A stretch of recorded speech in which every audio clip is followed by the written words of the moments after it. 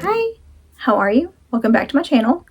So excited you're here because today I'm going to be showing off the prettiest horror books on my shelves. Yeah, horror. I know when you think about pretty books, you normally think about fantasy or romance, but why should they have all the fun? Yeah, and I know pretty is a subjective term, but my taste is all over the place. There's a little bit of everything here, from the simple understated covers to the more floral covers, all the way to the special editions. So yeah, before we get into that, I have to show off my new mug I got for Mother's Day. This is Nightmare Before Christmas themed, and it changes colors when it gets hot. Little Jack and Sally. I love it. My son wanted me to show you guys today, but I have to tell you guys his presentation, okay? He had me close my eyes and said, "Mom, I got you something for Mother's Day." I was really surprised because I already got all my Mother's Day gifts, or so I thought, because I've been getting a little bit of something kind of every day because my husband let them go completely wild. Well, yeah, so I closed my eyes and he says, "Open your eyes." And I had this little bag, but that's not all. He set off a freaking confetti cannon, like a big confetti cannon, and confetti went everywhere, all over the living room. So I'm like, cool, as long as you're cleaning that up, which he did.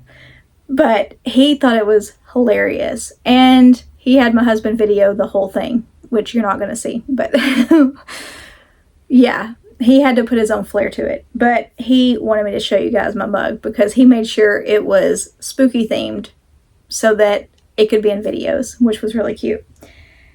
But yeah, Jack and Sally. And I'm drinking Off Black Generation Tea, Wild at Heart, Strawberry, and Pink Pepper Tea. I got this in a book box a while back, and I'm finally having a rainy, cool day where I can try it, because in Texas we don't get a lot of those. And I thought I would try it for you guys, do a little taste test.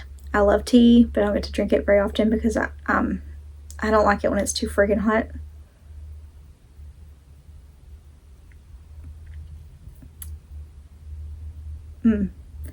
It's really good.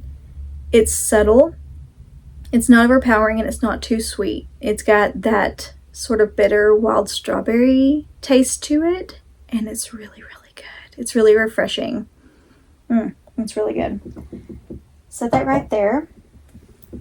My mug. You'll be seeing that a lot because he's determined to get in video somehow. I won't show their faces anywhere online publicly, so this is his way of getting in my videos. Anyways, on to the books. First one is a book of short stories, which is H.P. Lovecraft Tales of Horror. It is leather bound, and it looks gorgeous on the shelf. It is a chunky boy. We have tentacles, gold foiling, stunning. We have foiling and tentacle on the spine. This is why it looks so gorgeous on the shelf. Tentacles on the back. We have gold edges, and we also have end page art. It's the same on the front and the back. Gorgeous. I picked this up at a bookstore in Galveston. Next up, we have Tripping Arcadia by Kit Mayquist. We have a floral cover, but it has sort of a wintry vibe to it. This one is also gorgeous. Have that neon, which I love so much. The back is also really pretty, but it has all the blurbs. I kind of wish they would just leave backs blank, since they're starting to put the thing on the flap inside. I kind of wish they'd leave the back pretty. I'm not going to read you the whole thing, but I'll tell you the part that got my attention. A propulsive and atmospheric modern Gothic filled to the brim with all the splendor of the Great Gatsby and all the secrets, lies, and darkness that opulence can hide. How could I not get that? Between that and the gorgeous cover, I had to have it. Haven't read it yet, but I've heard really good things about it. Next one is a special edition, and that is Last to Leave the Room by Caitlin Starling. It's an Evernight exclusive. Oh yeah, I told you that pretty is subjective. It is creepy, but it also is really stunning. Look how cool that is. And then we have the edges. Kind of creepy. The back. And then I'll take the dust jacket off and show you the inside. Okay, we have, this is the hardcover, black and white. It's really cool. Then we have the end page art. And then the back end page art. Really pretty. I've heard that the cover, the outside cover, has nothing to do with what the book is about, which is really interesting. I'm not sure why they would do that. I'll have to read it and let you guys know, but I've heard that this is a really weird read. Tell you what it's about. The basement belonging to Dr. Tamsin Rivers, the arrogant, selfish head of the research team assigned to find the source of the subsidence, is sinking faster.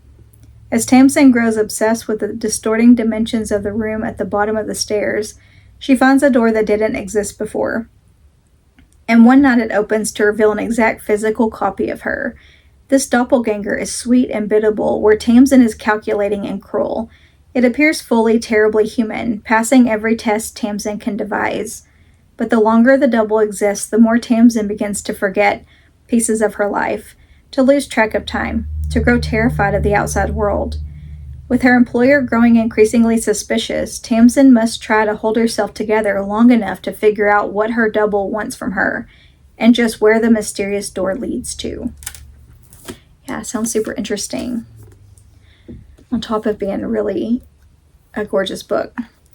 Okay, so this one was sent to me by the author, The Astronaut Dream Book by William Pauly III. Look how cool this cover art is. It's so pretty. It's so pretty and so like whimsical, but also kind of creepy. I just read a book by him, and let me tell you, it was very descriptive and imaginative, wild, and almost like a fever dream. And I gave it 5 stars. I'll be reviewing it next month. You'll be seeing it in a video. But I loved it. And I cannot wait to read this one because his writing style is very unique. And I am obsessed with it. The back says, "A poisoned man dreams of astronauts," and that's all it says. It's a pretty short book. But the cover, and the cover on his other book was really cool too. But I just thought it was really pretty. Now this one, like I said, subjective. It's creepy, but also really pretty. The Secret Sex Lives of Ghosts by Dustin Reed. Look how freaking cool that is. Does that not get your attention right away? Between the name of it and the cover, I have read this one. I read it not last year, but the year before, and it was hysterical. It was laugh out loud funny. It's one of those that I had to read out loud to my husband, and of course he doesn't really care about reading, but I would read out loud to him, and he would laugh too, but you know, he really doesn't care about reading. The back too is really cool. Look at that. It's really neat. Thomas Johansson can see ghosts after a near-death experience and has made a living killing them for a second time. After discovering that being possessed by a ghost causes an intense hallucinogenic effect, he goes into business with a perverted dead man named Jerry, selling possession as a street drug, street name Ghost. But is the farmhouse he sees while possessed really hallucination, or is it something else? Yeah, this book was freaking wild and hilarious, and sometimes gross, but it was really good. It's a short read, but yeah, really good. Okay, could not have a video about pretty books and not bring up Junji Ito. Okay, Fragments of Horror is a book of short stories that are really weird, but the cool thing about this is you have the art, but then you have art hidden within it that when the light hits it just right, you can see the hidden art. And I'm going to try to do it justice with my light, but I don't know if you're going to be able to see it. Okay, so you see the art, but look, I don't know if you could tell, but see the hidden art within it? You see the images that kind of pop up? Do you see that? I don't know if I'm doing it justice, but it's so cool. They just like pop up with the light. So it's double art. It's art within the art. And it is all the way around the book. So the back too. You see the art, but then you have all these hidden images that pop up when the light hits it. Yeah, I'm trying. It's one of those you need to see in person and hold with your hands to get the full effect. And it's the whole thing, even the end papers. You see that? So yeah, you can see it better here. So it's art within the art. And it's, as far as cover art goes, this is the coolest I've ever seen. So art, and then all the hidden art. Is that not the coolest thing you've ever seen? Seriously. Cool. If you don't have it on your shelves, you need it. Because on top of being stunning, it's a really, really cool work anyways. I've read this one. It was really imaginative, really weird, really wild, as Junji Ito tends to be. This is the hardcover of it. It's really cool too. The book itself has really cool art. I mean, seriously. Check this out. But yeah, it's a book of short stories. His writing is really weird and really wild anyways. But as far as his cover art, this is the coolest one. And of any cover art I've ever seen, ever. Yeah, you get double art. You need it. You just do. If you like cool cover art, go get it. Because no amount of video footage is going to do that book justice. You just need to see it in person. Next up, A Botanical Daughter by Noah Medlock. I recently got this with Nightworms, and it is so pretty. It's so springy, but also a little creepy. And oh, the spine too. Look, it looks really pretty on the shelf because it's floral, and then you have the skull. It looks gorgeous on a shelf. It is an unusual thing to live in a botanical garden, but Simon and Gregor are an unusual pair of gentlemen. Hidden away from the disapproving tattle of Victorian London, they are free to follow their own interests without interference.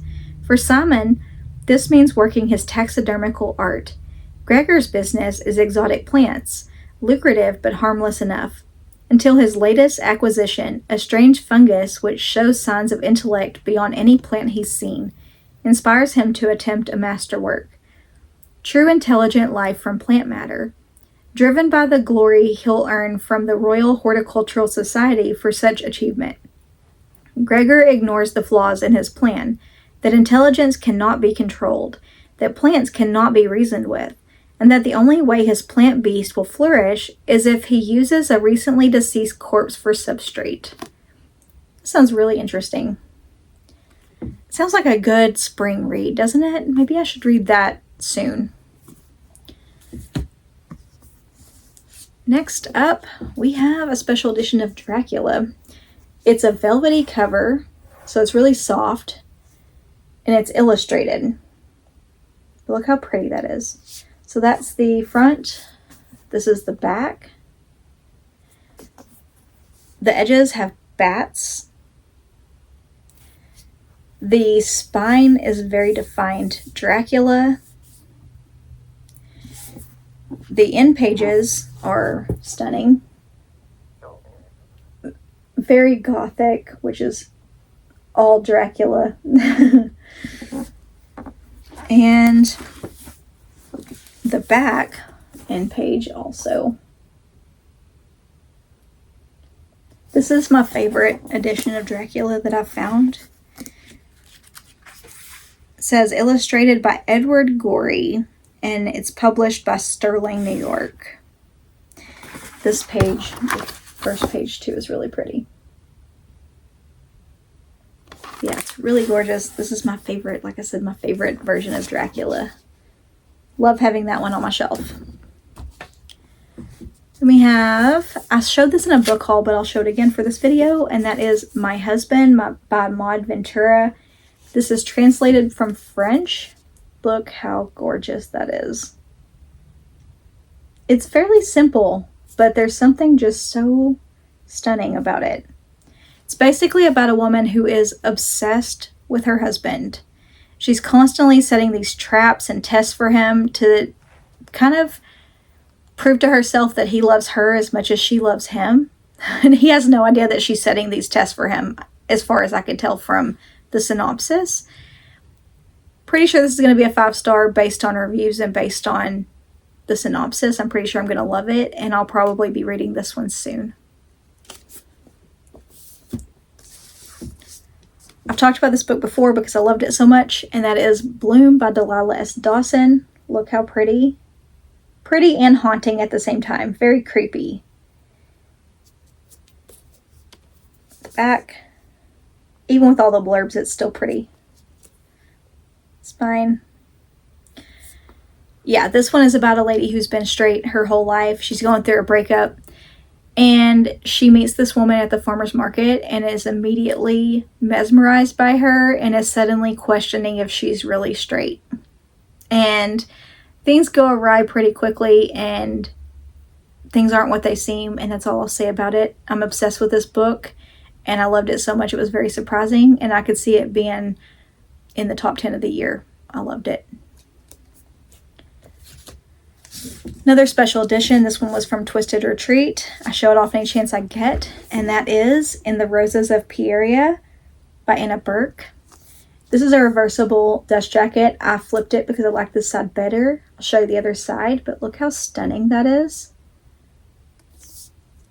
It's very springy also. Got the bright red spine. Look at the back though. Oh, the yellows, the reds, the oranges. Oh my gosh. Now, the edges. Can you see that? We have mushrooms and flowers, and it's so pretty. I'm going to take the dust jacket off. I'll show you the other side, the one that I reversed, because it's darker, and you would think I would like that one better, because normally that's what I gravitate toward. Look, it's pretty too. But I liked the broad side better, believe it or not. For whatever reason, I was drawn to that side more. And this is what the actual hardcover looks like. It's really pretty too. This is my favorite of all the Twisted Retreat books so far. I just thought it was gorgeous. The inside, so pretty. And yeah, I'll tell you what it's about once I put the dust jacket back on it. I don't like it just floating around without the dust jacket. I protect these. When Clara Eden is offered a job as an archivist working for eccentric estate owner Agatha Montague, she thinks her prayers have been answered. Soon she finds herself sucked into her research world, captivated by a romantic correspondence thousands of years old. But as her feelings for her employer's assistants, Fiad, deepen, so does her suspicion that something about Agatha Montague isn't right. Unfortunately for Clara, it is far too late to run by the time her suspicions are confirmed. Yeah, so pretty. Love that one. And the last one is my manuscript version of Frankenstein. It is huge. Look how gorgeous though. It's simple. It is in this huge, what do you call these? It's in this huge like case. I'll show you.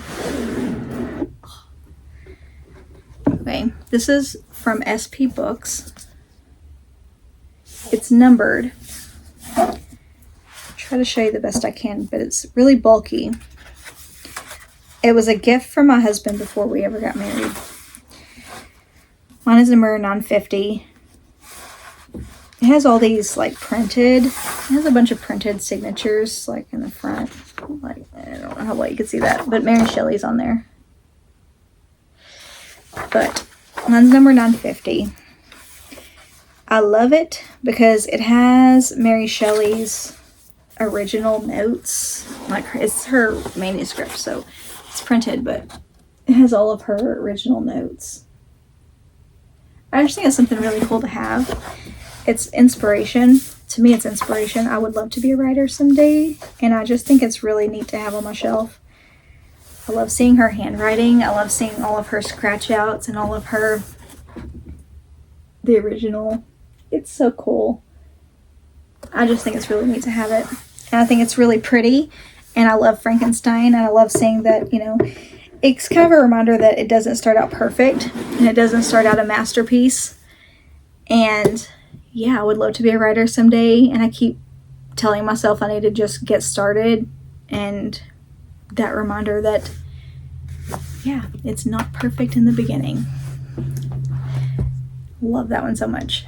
But yeah, those are all the books. Next week, I'm going to be introducing my TBR board game. I've been working on it, really excited about how it's turned out, and I can't wait to show you guys. I will see you next Friday. Bye for now.